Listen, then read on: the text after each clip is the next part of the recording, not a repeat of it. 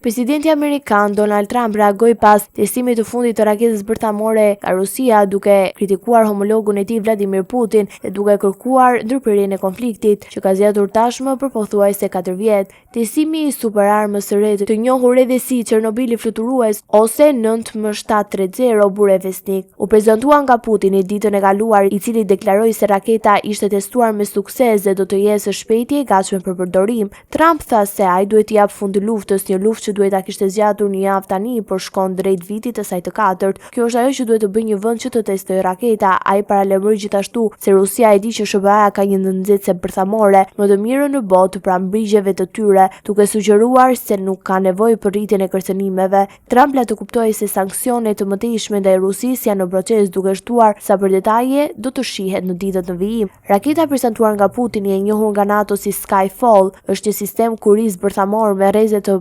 pakufizuara veprimi dhe një motor bërthamor i aftë të fluturojë për ditë të tëra.